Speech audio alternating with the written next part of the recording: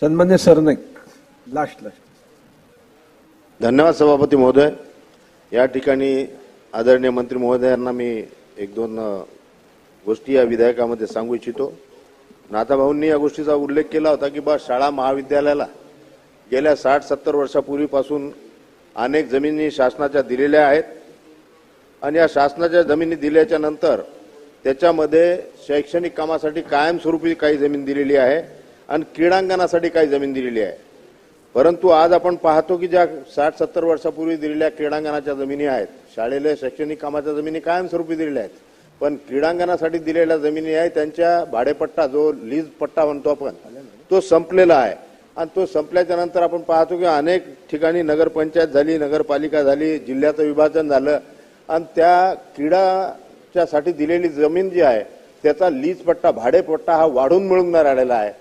त्यासाठी काहीतरी आपण या ठिकाणी शासनाचे आदेश काढून त्या जिल्हा अधिकाऱ्याला आदेश देऊन त्या ठिकाणी जर त्या जमिनी रेग्युलर करून दिल्या, क्रीडांगण लीज वाढवून दिलं तर एक अतिशय चांगलं काम या ठिकाणी होईल आणि अशा प्रकारचे अनेक निवेदन आपल्याला देखील संस्था चालकाची या संदर्भात आलेले आहेत।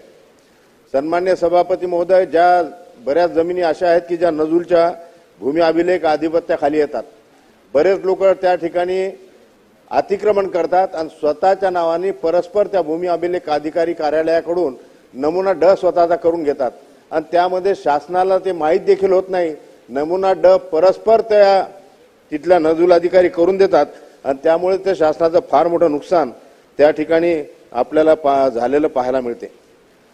सन्मान्य मंत्री महोदय, अत्यावश्यक सेवेसाठीच आपण आता जमीन देत असतो, परंतु आपल्या इथे आमच्या जसं वाशिम जिल्हा बायफर्गेशन झाला, अकोलामध्ये होता पहिले, त्या ठिकाणी जर एनसीसीचं कार्यालय काढायचं असलं, शाळेमध्ये एनसीसीचा ट्रूप असणं आवश्यक आहे, शाळेमध्ये स्काउटचा ट्रूप असणं आवश्यक आहे, परंतु त्यांचं म्हणणं असं आहे की जर आम्हाला कायमस्वरूपी आम्हाला जर महाराष्ट्र बटालियनला जर जमीन मिळाली तर त्या ठिकाणी आमचं कार्यालय येईल आणि त्या जिल्ह्यामध्ये अनेक प्रकारचे ट्रूप प्रत्येक शाळेमध्ये आम्ही एनसीसीचे देऊ।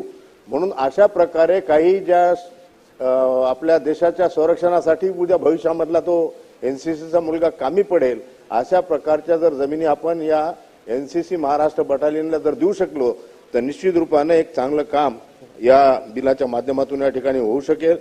या ठिकाणी आपण पाहतो की शाळा ग्रामीण विकास मंत्रालयाने गिरीश भाऊ महाजन जेव्हा मंत्री होते तर ग्रामीण विभागातल्या शाळांना आपण टॅक्स माफ केलेला आहे। आपण जर या शाळा महाविद्यालयाचा टॅक्स भरू शकत नाही अशी परिस्थिती आज संस्था चालकाची झालेली आहे। बऱ्याच शाळा ह्या कॉर्पोरेशनमध्ये आलेल्या आहेत, बऱ्याच शाळा ह्या नगरपालिका एरियात आलेल्या आहेत, वेतनेतर अनुदान शाळेला मिळत नाही आणि त्याच्यामुळे जर ह्या कायमस्वरूपी टॅक्स फ्री किंवा काहीतरी सवलत देऊन जर त्या जमिनी जर शाळेला दिल्या तर निश्चित रूपानं नियमितपणे ते सवलतीच्या दराने संस्था चालक ते पैसे भरतील आणि शासनाने त्या ठिकाणी नगरपालिकेचा महानगरपालिकेचा फायदा होईल। अशा या 2-3 गोष्टी मी आपल्याला निश्चित रूपाने या ठिकाणी सांगेल। असं काम या जर बिलाच्या माध्यमातून झालं तर खरोखर महाराष्ट्रातले शिक्षण क्षेत्रामध्ये काम करणारी मंडळी तुम्हाला मनापासून धन्यवाद देतील आणि अत्यावश्यक सेवेसाठीच फक्त आपण जमिनी आजकाल देतो। जर चांगल्या कामासाठी काहीतरी नियम वगैरे करून जर शालेय कामासाठी महाविद्यालयासाठी जर कोणी जमीन मागत असेल तर त्याला जर आपण असे तरतूद त्या ठिकाणी जर आता पुन्हा अत्यावश्यक सेवेमध्ये शैक्षणिक सेवा जर घातली तर निश्चित रूपाने एक चांगलं काम या बिलाच्या माध्यमातून होऊ शकेल। धन्यवाद सभापती महोदय, धन्यवाद।